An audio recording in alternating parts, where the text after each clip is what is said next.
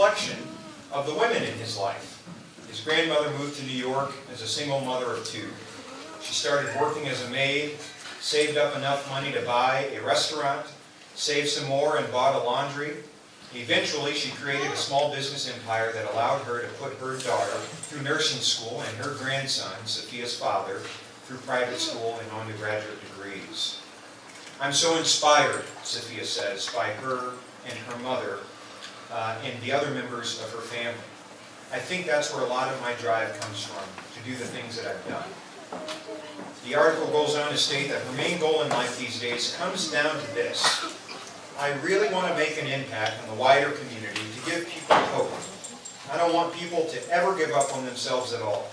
I don't want people to give up on their health, their education, and their goals. And any way I can, I want to promote people who are trying to improve their lives. Now, good politicians get on in this business because they know how to connect with people. Better politicians know how to get things done. But the very best in this business get on because they seek to serve people. Now, I would first meet Sofia as a young child here and there at Boys and Girls Club functions.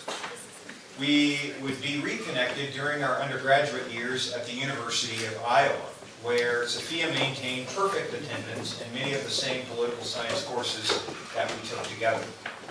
Now, I know this because I often asked her for notes on those days,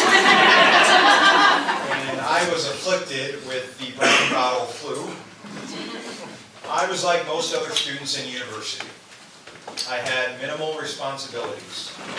In many ways, I took the privilege of a college education for granted. I enjoyed the social aspects of it, and at times I put more effort into making friends and having fun than my studies. Sofia, on the other hand, approached college as a physician approaches surgery, with a determined focus and a greater understanding of what it was all about. She was there to better herself, to give the children she was raising at the same time a good role model and a better life. If she accomplished nothing else after this point, she could have gone to her grave a very proud woman. But we know the story doesn't end there. She would earn her bachelor's in political science from the University of Iowa and an MBA from Mount Mercy University. She would marry her sweetheart and bartender, labor leader and political organizer Devin Mehaffey, and together they would raise a beautiful family. On top of that, Sofia would engage deeply with this community. She currently serves as the Director of Community Health and Nutrition for Horizons, a family service alliance. She is a board member to the Academy for Scholastic and Personal Success, Family Promise, and Nouveau City Market. She also serves on the Heritage Senior Advocacy Committee, Lynn County Food Systems Council, and the Cedar Rapids Wellbeing Advisory Committee.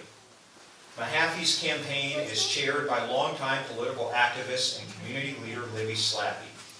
And, if elected, Sofia would become the first African-American woman ever to serve on this city's council.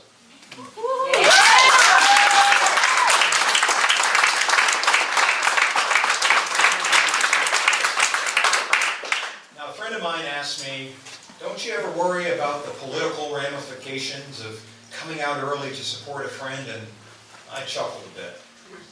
I did so because we don't have time to make political calculations, especially when there are so many people to help in our community, when there is so much hurt that needs to be healed, and so many problems that need to be addressed. What we all ought to be concerned about is how we can get involved to make a difference. When my friends straighten up their backs and they put their heart and souls into an effort and find new joy and new energy for a project, and they can count on me to stand by their side, because that's what friends do. And so, my friends, it is a great honor and a privilege to introduce to you and her friends, Mrs. Sofia Mehafey.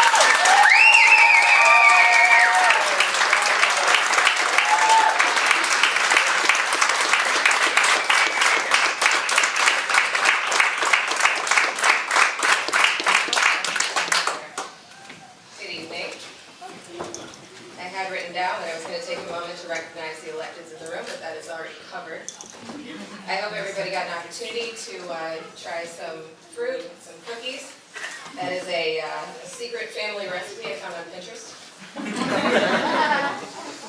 I appreciate all of you for taking the time to be here.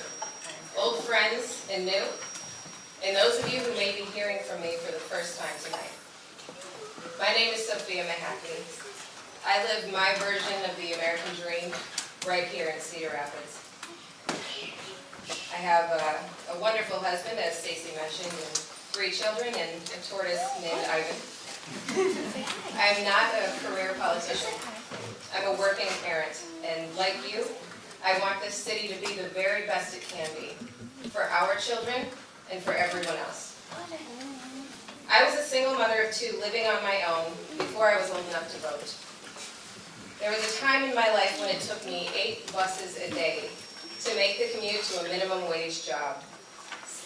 There were nights far colder than this when the 3 of us, my 2 toddlers and I, walked to the grocery store with our teeth chattering and our ears burning, only to endure the scorn of another person in the checkout line eyeing our food stamps with disdain. When I was 19 years of age, my 2 very small children and I piled into a 1993 Honda hatchback with $37 to our names. We left behind nearly everyone we had ever known.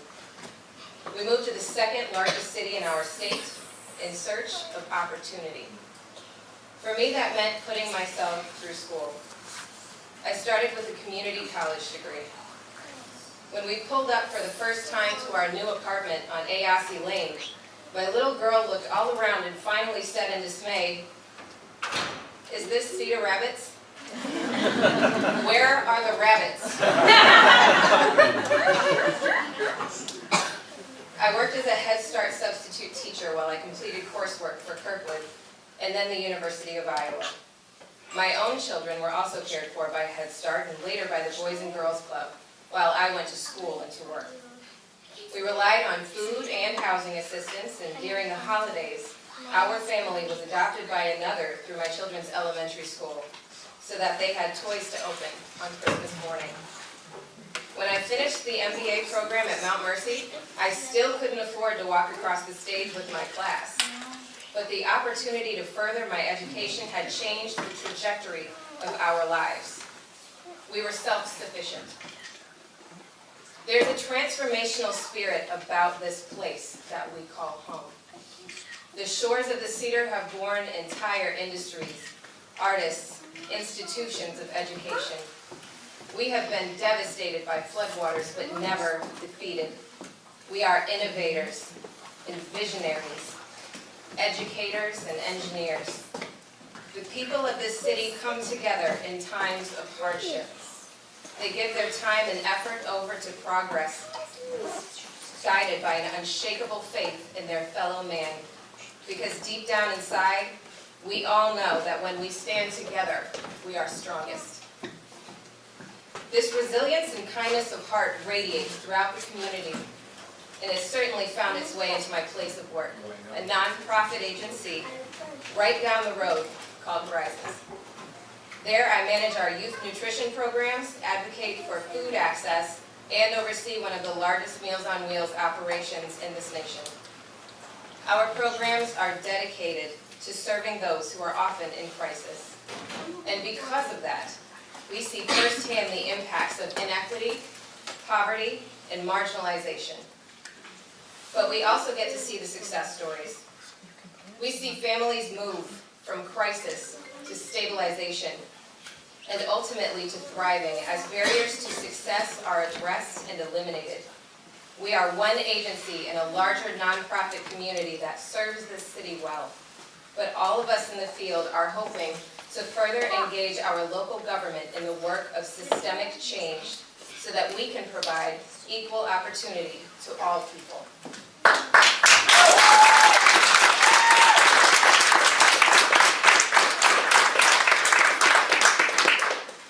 Right now, as we speak, there are people in this community living on a fixed income and making the hard choices. And I'm not talking about what they're going to watch on Netflix tonight. They are deciding whether or not to bust their budget on prescription medications or if they'll be able to put food on the table for the rest of the week. There are people who have given the best years of their lives to helping build this community, and they're now fighting to stay in the neighborhoods where they've raised their families. There are people who need and deserve basic human dignity as they age. I spent some time over the past few weeks talking directly with the people of District 2. I've met some incredible people who share my district. Larry, who builds little free libraries by hand and sends them across the country to enrich the lives of children he will never meet. Margie, who in addition to advocating for her own daughter, who suffered a traumatic brain injury, has taken up the cause of all of the residents of the care facility where her daughter has spent over a decade. People like these are the unsung heroes of our community, making it their business to invest in someone else's well-being because it's the right thing to do. I've also heard concerns about access to public facilities for people with disabilities, challenges with finding work that pays enough to cover the bills, access to housing, and uncertainty about resources that are available to help. I've often heard frustration about the inability of our federal government to work together and the chaos the historic government shutdown was causing for real families right here in Cedar Rapids. These are struggles that I can relate to because I have lived them myself.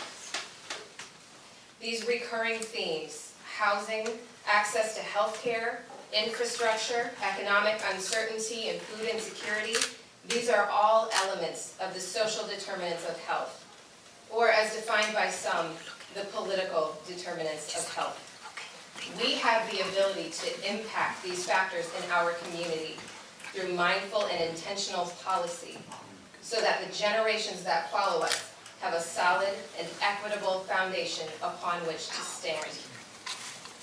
When we arrived in Cedar Rapids 14 years ago, I had no idea how dramatically our lives would change.